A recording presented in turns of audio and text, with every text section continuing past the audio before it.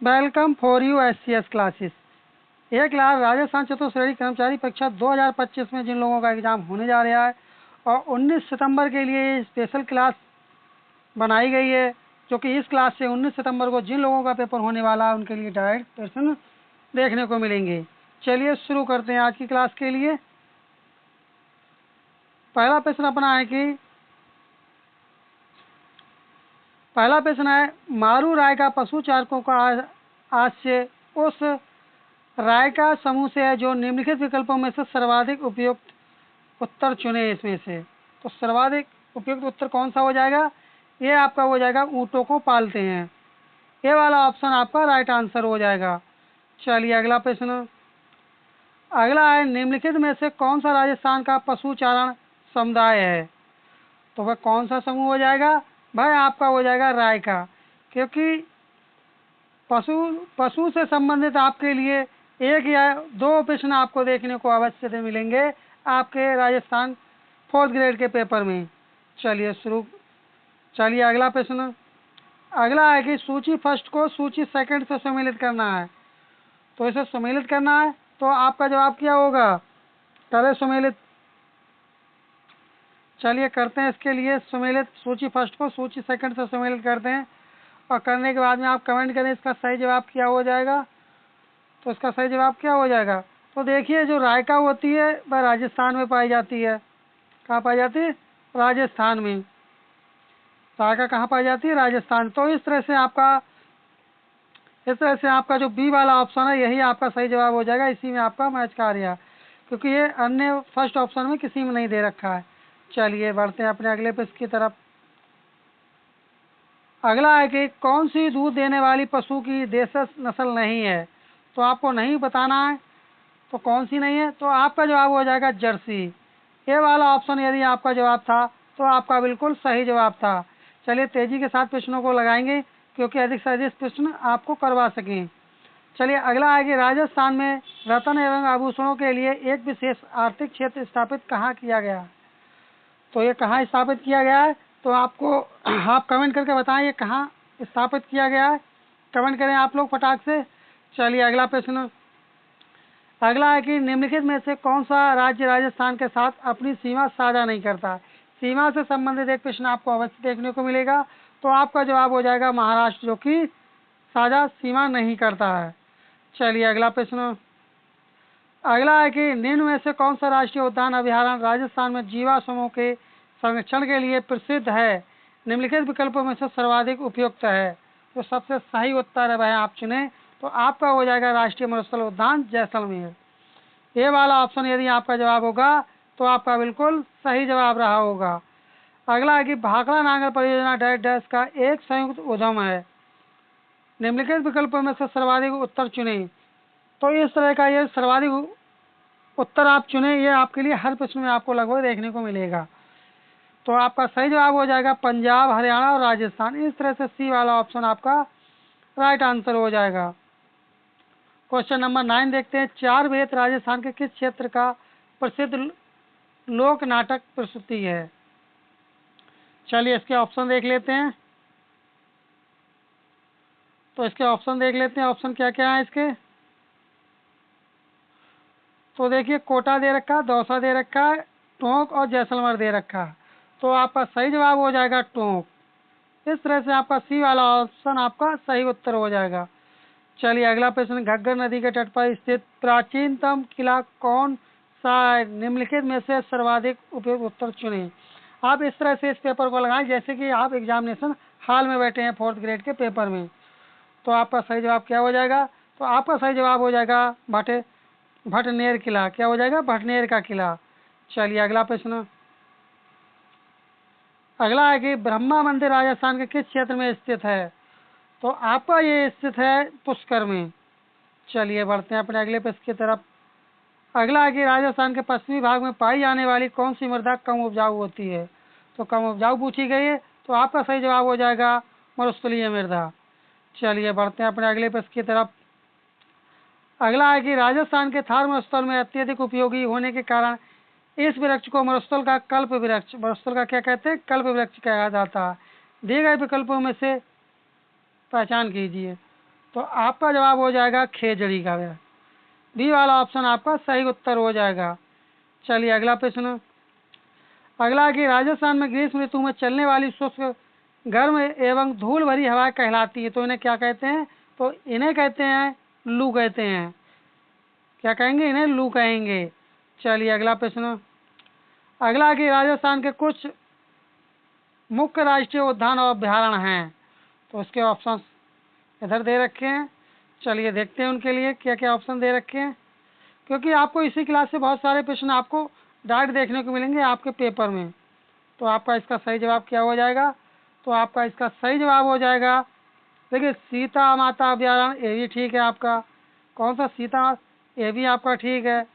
B वाला भी आपका ठीक है, केवलादेव राष्ट्रीय उद्यान और रणथंभौर राष्ट्रीय उद्यान। तो इस तरह से आपका ये वाला जो ऑप्शन होगा यही आपका सही उत्तर होगा। चलिए बढ़ते हैं अपने अगले प्रश्न की तरफ। अगला है कि होली पर पुरुषों द्वारा कौन से गीत गाए जाते हैं? तो पुरुषों के द्वारा कौन से गाए जाते हैं? रसिया गाया जाता है। राजस्थान में कौन सा गाया जाता है? रसिया गाया जाता है। चलिए अगला प्रश्न। अगला है कि कैला देवी मंदिर में कौन सा नृत्य किया जाता है? तो कैला देवी मंदिर में कौन सा नृत्य किया जाता है? लांगोरिया नृत्य किया जाता है। चलिए अगला प्रश्न। अगला है कि कौन सा नृत्य बैठी हुई मुद्रा में किया जाता है? बैठकर नृत्य किया जाता है। तो आपका सही जवाब हो जाएगा तेहरा ताली नृत्य। क्या कहेंगे आप लोग? कहेंगे तेहरा ताली नृत्य। चलिए अगला प्रश्न। अगला है कि निम्नलिखित में से कौन से सूफी संत नहीं हैं? तो नहीं पूछा गया है। आपका जवाब क्या हो जाएगा? तो आपका जवाब हो जाएगा दादू दयाल। सी वाला ऑप्शन आपका सही उत्तर हो जाएगा। अभी तक यदि आप चैनल पर नए, चैनल सब्सक्राइब नहीं किए तो प्लीज़ चैनल को सब्सक्राइब कर लें और क्लास को आप लोग लाइक कर दिया करें, क्योंकि आपको इसी क्लास से प्रश्न देखने को मिलेंगे, आप विश्वास कीजिए। अगला है कि संतों का जीवन इतिहास जो कविता रूप में राजस्थान में उपलब्ध है, डैश के नाम से जाना जाता है। तो ये किस नाम से जाना जाता है? चलिए इसके ऑप्शन ऊपर दे रखे हैं, देखते हैं किस नाम से जाना जाता है। तो ये किस नाम से जाना जाता है? तो ये आपका जाना जाता है बचनिका के नाम से। बी वाला ऑप्शन आपका सही उत्तर हो जाएगा। अगला है कि राजस्थान में शरीर के कौन से भाग में हासली पहनी जाती है? तो हंसली पहनी जाती है, कौन से भाग में भी पहनी जाती है? तो आपका जवाब हो जाएगा जो हंसली होती है इस टाइप की होती है, गोल टाइप की। तो यहाँ पर इस तरह से होता है, यहाँ से इसे फैला करके इसे पहना जाता है। तो इस तरह से आपका बी वाला ऑप्शन आपका सही उत्तर हो जाएगा। चलिए अगला प्रश्न। राजस्थान चित्रकला का प्रथम वैज्ञानिक वर्गीकरण किसके द्वारा किया गया था? तो प्रथम पूछा गया, आप कहेंगे आनंद कैंटिस कुमार गोस्वामी के द्वारा। सी वाला ऑप्शन आपका सही उत्तर हो जाएगा। चलिए अगला प्रश्न। बच्छावत की हवेली कौन से शहर में स्थित है? कमेंट करें आप लोग, बच्छावत की हवेली कौन से शहर में स्थित है? तो आपका जवाब हो जाएगा बीकानेर में। कौन सी हवेली स्थित है? बच्छावत की हवेली बीकानेर में स्थित है। चलिए अगला प्रश्न। अगला है कि राजस्थान की किस नदी पर मेजा बांध बनाया गया है? बांध से संबंधित प्रश्न आपको अवश्य मिलेगा। तो आपका जवाब हो जाएगा कोठाई नदी पर बनाया गया है। चलिए अगला प्रश्न। अगला है कि एक जिला एक उत्पाद योजना राजस्थान में किस मंत्रालय के अंतर्गत आती है? तो यह योजना आती है वाणिज्य एवं उद्योग मंत्रालय के द्वारा आती है। इसी क्लास से आपके लिए 4th ग्रेड के पेपर में आपको प्रश्न देखने को मिलेंगे, इसलिए आप सभी प्रश्नों को पूरा लगाएं और अंत में आपको कमेंट करके बताना है कि आपके यह 4th ग्रेड के पेपर में से आपके कितने प्रश्न आपके ठीक हुए थे जो अभी आप लगा रहे हैं। चलिए अगला प्रश्न है कि निम्नलिखित में से कौन सी योजना राजस्थान की संपूर्ण आबादी को स्वास्थ्य बीमा कवरेज प्रदान करती है? तो वह कौन सी योजना संपूर्ण स्वास्थ्य योजना प्रदान करती है? तो आपका जवाब क्या हो जाएगा? तो आपका जवाब क्या हो जाएगा?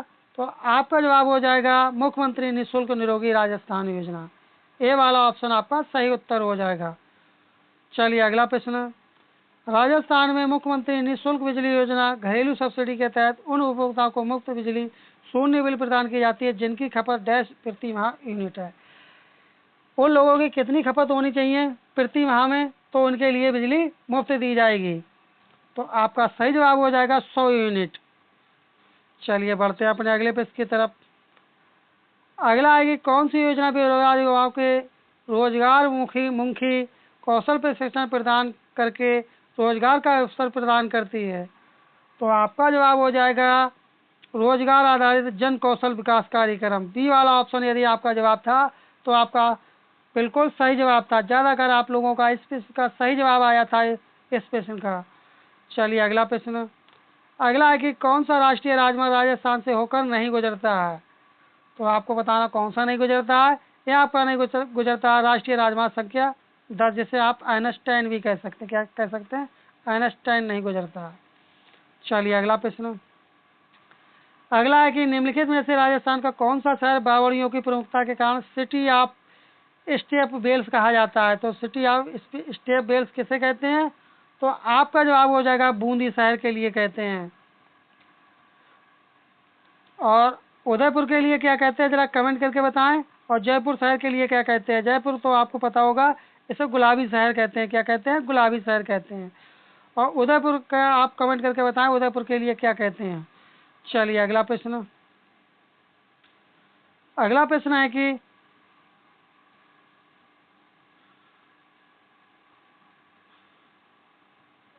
अगला प्रश्न है कि क्वेश्चन नंबर 31वां क्वेश्चन है आपका। इसमें पूछा गया कि पर्यावरण संरक्षण के लिए चलाया गया खेजड़ी आंदोलन भारत के किस राज्य से संबंधित था। तो इसमें पूछा गया खेजड़ी आंदोलन से संबंधित पूछा गया किससे संबंधित था। तो आपका जवाब क्या होना चाहिए? आपका जवाब होना चाहिए राजस्थान से संबंधित था। सी वाला ऑप्शन आपका राइट आंसर हो जाएगा। चलिए अगला प्रश्न।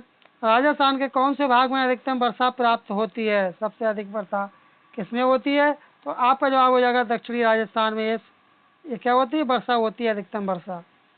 चलिए अगला प्रश्न। अगला है कि खेल कूद के द्रोणाचार्य पुरस्कार दिया जाता है।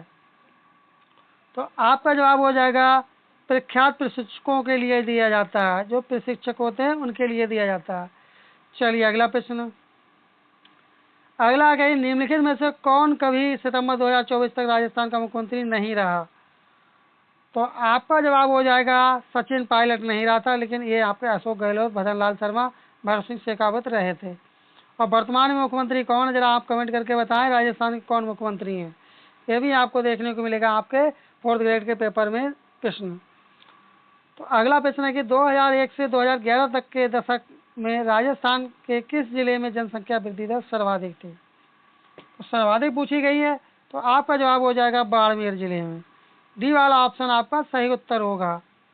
चलिए अगला प्रश्न। निम्नलिखित में से कौन सी संरचना तालाब का छोटा रूप है जो अधिकांश पश्चिमी राजस्थान में पाई जाती है। तो इसके ऑप्शन ऊपर दे रखे हैं, आप बने रहें क्लास में अंत तक। आपको इसी क्लास से बहुत सारे प्रश्न आपको देखने को मिलेंगे आपके 4th ग्रेड के पेपर में। अभी तक यदि आपने क्लास को लाइक नहीं किया तो आप प्लीज़ क्लास को लाइक कर दें, और चैनल सब्सक्राइब नहीं किया तो चैनल को सब्सक्राइब कर लें। तो आपका सही जवाब आपका हो जाएगा नाड़ी। क्या हो जाएगा? नाड़ी। क्या हो जाएगा आपका सही जवाब? आपका सही जवाब हो जाएगा नाड़ी। इस तरह से आपका बी वाला ऑप्शन आपका सही उत्तर हो जाएगा। चलिए अगला प्रश्न। अगला है कि इस परियोजना के अंतर्गत रावी व्यास का अतिरिक्त जल राजस्थान में सिंचाई के लिए उपयोग किया जाता है। तो आपका जवाब क्या होना चाहिए इसका? तो आपका सही जवाब आपका हो जाएगा सिद्धमुख बांध परियोजना के द्वारा। डी वाला ऑप्शन आपका सही उत्तर होगा। चलिए अगला प्रश्न। अगला है कि राजस्थान में कौन सी एकमात्र नदी जो वर्ष में 12 महीने तक बहती है, निम्नलिखित विकल्पों में से सर्वाधिक उपयुक्त उत्तर है। तो 12 महीने बहती है, तो राजस्थान की ऐसी नदी कौन सी जो 12 महीने बहती है? तो वो आपकी हो जाएगी चंबल नदी, जो कि 12 मास बहती है। चलिए अगला प्रश्न। अगला है कि सूची, अगला क्या है, ये सूची फर्स्ट दे रखी है, सूची सेकंड दे रखी है। तो इसमें आपको क्या करना है, इससे आपको मिलान करना है।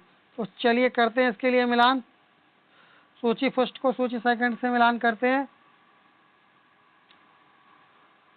तो आपका जो साग वन है, जिसे सागौन का वन कहते हैं, सागौन का वन भी कहते हैं, साल का वन भी इसके लिए कहते हैं। तो बताएं आप लोग इसे आप किससे मैच करेंगे? तो आप इसे मैच कर देंगे, किससे मैच कर देंगे? सागवान वृक्ष को कर देंगे कृषि के औजार बनाना। थर्ड वाले से आप मैच कर देंगे, और थर्ड वाला बी वाले ऑप्शन दे रखा और किसी में नहीं दे रखा। इस तरह से आपका बी वाला ऑप्शन आपका सही उत्तर हो जाएगा। चलिए अगला प्रश्न। अगला है कि किसने 1944 से 1956 के बीच बीकानेर के रेगिस्तानी गांवों में लगभग 300 स्कूल खोले। कितने स्कूल खोले? 300 स्कूल खोले थे। तो चलिए देखते हैं इसके लिए 300 स्कूल किसने खोले थे। अभी देखते हैं इसके लिए। तो ये 300 स्कूल किसने खोले थे? कमेंट करें आप लोग, ये 300 स्कूल किसने खोले थे? तो आपका सही जवाब आपका हो जाएगा स्वामी केशवानंद ने खोले थे, 300 स्कूल खोले थे, क्योंकि 300 स्कूल काफ़ी संख्या होती है। चलिए अगला प्रश्न, किसे राजस्थानी साहित्य का प्रथम गद्य लेखक कहा जाता है? तो राजस्थान का प्रथम गद्य लेखक किसे कहते हैं? तो आपका जवाब हो जाएगा शिव चंद्र भारतीय के लिए कहते हैं। डी वाला ऑप्शन आपका सही उत्तर हो जाएगा। अगला है कि वह काव्य कृति जो किसी राजवंश या व्यक्ति की महान उपलब्धियों का वर्णन करती है कहलाती है, तो वह क्या कहलाती है? वो कहलाती है रूपक कहलाती है। डी वाला ऑप्शन आपका सही उत्तर हो जाएगा। चलिए अगला प्रश्न, एक तार वाला संगीत वाद्य यंत्र जो विभिन्न प्रकार की धुनें और राग उत्पन्न कर सकता है कहलाता है, तो वो क्या कहलाता है? वो आपका कहलाता है एक तारा कहलाता है। ए वाला ऑप्शन आपका सही उत्तर हो जाएगा। चलिए अगला प्रश्न, ग्राम स्वरोजगार अभियान किसके अंतर्गत चलाया गया? तो ये बेसिकली चलाया गया था सबका साथ सबका गांव सबका विकास। इस तरह से बी वाला ऑप्शन आपका सही उत्तर हो जाएगा। चलिए अगला प्रश्न, इस तरह से अपनी ये श्रृंखला यहीं पर समाप्त हुई। आपको क्लास कैसी लगी कमेंट करके अवश्य बताएं। यदि अभी तक आप चैनल पर नए हो और 4th ग्रेड की क्लासेस आपको देखना चाहते हैं, 4th ग्रेड की यदि आप क्लासेस देखना चाहते हैं, तो आप अभी तक चैनल सब्सक्राइब नहीं किए तो आप चैनल को सब्सक्राइब कर लें। क्लास को लाइक नहीं किया तो प्लीज़ आप क्लास को लाइक कर दें। चलिए मिलते हैं जल्दी नेक्स्ट क्लास में, तब तक के लिए धन्यवाद। जय हिंद जय भारत।